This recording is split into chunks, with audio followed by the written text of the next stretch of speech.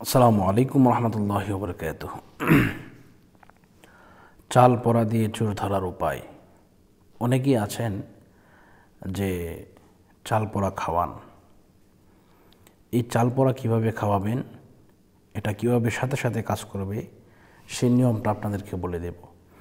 এবং সে চাল পড়া থেকে আরও ভয়ানক কোনো কিছু ঘটতে পারে এমন আমলও আছে, সেটাও বলে দেব ইনশাআল্লাহ। যেটা সরাসরি কাজ হয়, যদি আপনার মাল না দেয় তাহলে তার গলা দিয়ে নাক দিয়ে রক্ত বের হবে ইনশাআল্লাহ। তো আসুন সে ব্যাপারে যাই। তো প্রথম কথা হচ্ছে, আপনাকে অজু করতে হবে এবং এতটুকু চাল নিতে হবে। অজু করার পরে আপনি সেই চালের মধ্যে পড়বেন আয়াতুল কুরসি।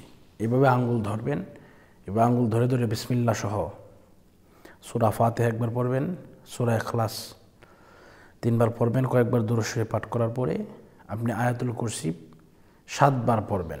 এভাবে 7 বার পড়তে হবে।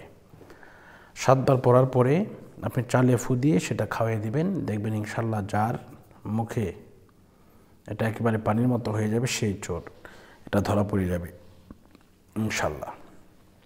তবে এটা অনেকেই আপনি খাওয়াতে পারবেন না বা খেতে যাবে না বা খাওয়ানোর মতো কোনো পরিবেশ নাই, কিন্তু কে নিয়েছে এটাও আপনি জানতেছেন, এটাও বলতে পারতেছেন না, অথবা আপনি জানেন না কে নিয়েছে। তখন আপনি কি করবেন? আপনার কোরআনুল কারীমের মধ্যে একখানা আয়াত আছে। এই আয়াতকে অনেকেই খতমে ইউনুস বলে, আবার কেউ কেউ জালালি খতম বলে। এই জালালি খতম যদি কেউ 1,15,000 মতন ধরে 1,30,000 বার যদি কেউ পড়ে, তাহলে যেই ব্যক্তি চুরি করেছে সেই ব্যক্তির গলা দিয়ে নাক দিয়ে রক্ত বের হবে। যদি সে না দেয় তাহলে তার শাস্তি হবে। এজন্য এটি একটি এমন পদ্ধতিতে পড়তে হয়, ফ্যামিলিতে যদি লোক বেশি থাকে তাহলে ইনশাল্লাহ আপনার ফ্যামিলির লোকদেরকে দিয়ে পড়াতে পারেন। আর যদি লোক না থাকে আমাদেরকে বললে আমরা ইনশাল্লাহ আমাদের ছাত্রদের মাধ্যমে এটা পড়িয়ে দিতে সক্ষম হবে ইনশাল্লাহ।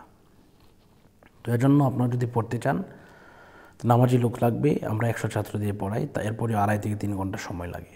আপনারা যদি চান আপনারা ফ্যামিলির লোক দিয়ে পড়তে পারেন। তো প্রথমত আপনাকে লা ইলাহা ইল্লা আনতা সুবহানাকা ইন্নী কুনতু মিনাজ জালিমিন এটা পড়বেন। এটা যখন 100 বার হয়ে যাবে, প্রতি 100 বার পর আপনাকে পড়তে হবে ফাস্তাজাবনা লাহু ওয়া নাজ্জায়নাহু মিনাল গাম্মি ওয়া কাযালিকা নুনজিল মুমিনিন। এইভাবে আপনি এটা পুরো 1,30,000 বার এভাবে পড়বেন, তাহলে ইনশাল্লাহ আপনার খতম কাজ হয়ে যাবে। তো আল্লাহ পাক আমাদেরকে কবুল করুন, মঞ্জুর করুন, সেই তৌফিক আমাদেরকে দান করুন। চোর যেন মাল ফেরত দেয়, আল্লাহ পাক কবুল করুন। আজকের মতো এ পর্যন্ত বিদায় নিচ্ছি। আসসালামু আলাইকুম রহমতুল্লাহি ওয়া বারাকাতুহু।